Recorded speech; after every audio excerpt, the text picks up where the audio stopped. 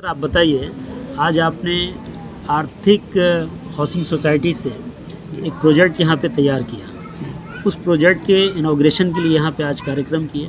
क्या कुछ खास है उस प्रोजेक्ट में?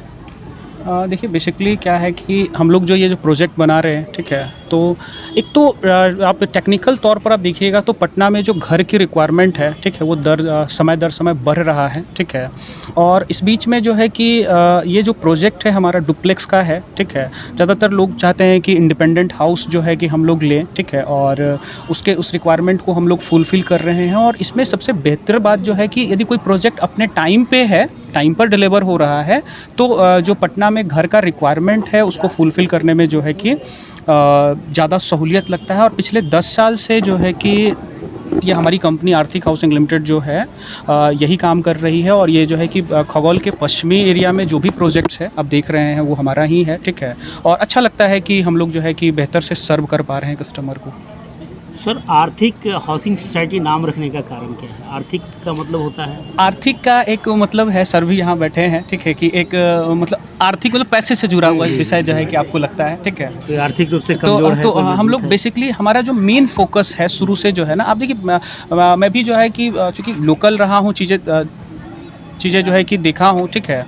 तो अभी जो है ना जिस हिसाब से महंगाई बढ़ रहा है, ठीक है ना, और उस हिसाब से अफोर्डेबल हाउसिंग और कम दर का घर बनाना जो है और ख़रीदना जो है कि लोगों का एक मतलब मेन सीन रहता है, मेन पर्पस रहता है। हम लोग आर्थिक इसीलिए रखे हैं कि ताकि हमारे नाम से ही पता चले कि हम बजट में ही घर बनाते हैं। तो इस पॉइंट ऑफ व्यू, इस सेंस से जो है कि हम अपने कंपनी का नाम आर्थिक हाउसिंग लिमिटेड रखे हैं। जो भी डुप्लेक्स है क्या वो बुक हो चुका है?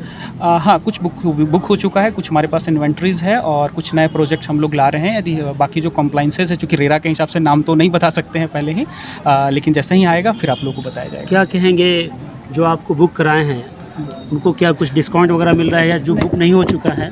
मैं उनको जो है कि पहला तो जो बुक कराए हैं मैं उनको आभार व्यक्त करता हूँ, ठीक है। साथ में जो है कि लोकल जितने भी अथॉरिटीज़ हैं उनको सभी को आभार व्यक्त करता हूँ। सर आए हैं, इनका आभार व्यक्त करता हूँ, ठीक है। और बेसिक तौर पर यही है कि उनके कस्टमर के हमारे जो है कि हमारे ऊपर विश्वास के लिए मैं उनका जो है कि तहे दिल से जो है कि आभार और धन्यवाद कहता हूँ। आगे जो हमारे यहाँ बुकिंग कराएंगे, ठीक है, डिस्काउंट्स के साथ साथ में इंश्योरिटी ऑफ मनी भी मैं दूंगा, ठीक है।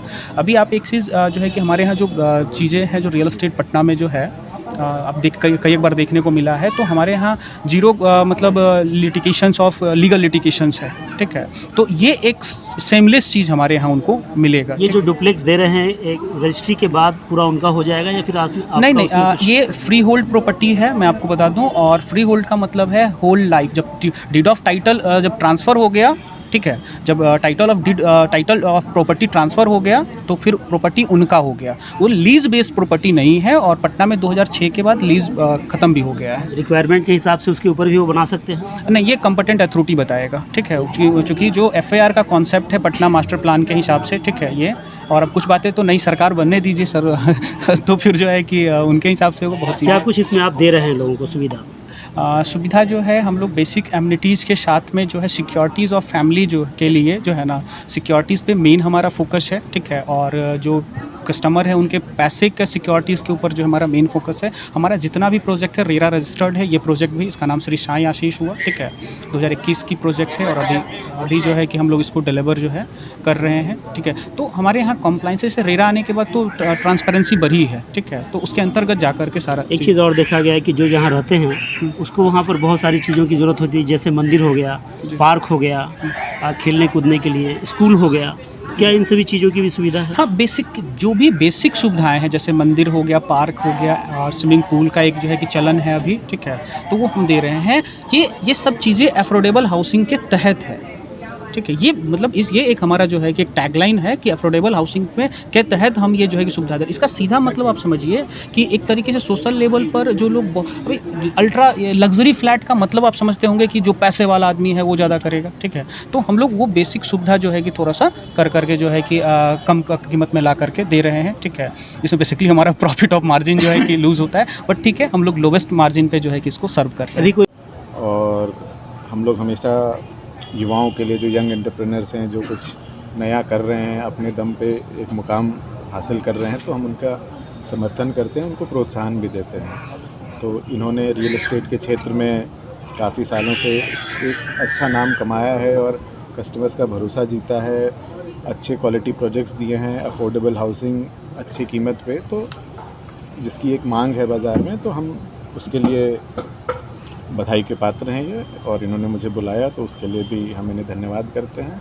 और मैं इनके लिए प्रार्थना करूँगा, मेरी दुआ है कि ये अभी तो एक छोटे स्तर पे आगे बड़े होके DLF और वैसे ही कंपनी जैसे बिहार से भी रियल एस्टेट की बड़ी कंपनियां बने, बड़े मॉल्स बनाएं और बड़े प्रोजेक्ट्स बनाएं।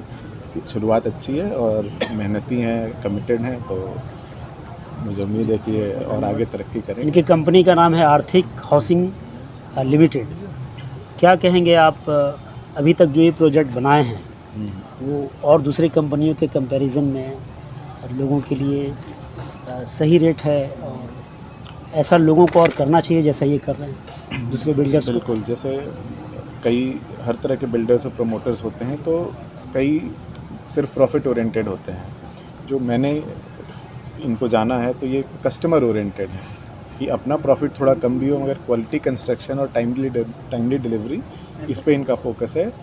क्योंकि इनका मानना है कि आज मैं कस्टमर बेस बनाऊंगा तो कल को मैं फ्यूचर में और बड़े प्रोजेक्ट्स करूंगा, तो वो कस्टमर एक रेपुटेशन जो क्रिएट होता है मार्केट में, गुडविल होता है। अगर आप एक ही प्रोजेक्ट में मुनाफे के पीछे चले जाएंगे और कस्टमर्स को वो सेटिस्फैक्शन नहीं देंगे, तो कल को आपके फ्यूचर प्रोजेक्ट्स में और आपकी ग्रोथ पे असर पड़ता है। तो इनका विज़न अच्छा है, ये कस्टमर्स के नीड्स को फुलफ़िल करते हैं, और मुझे उम्मीद है कि इसी तरह मेहनत करते रहेंगे तो कामयाबी और हासिल करेंगे।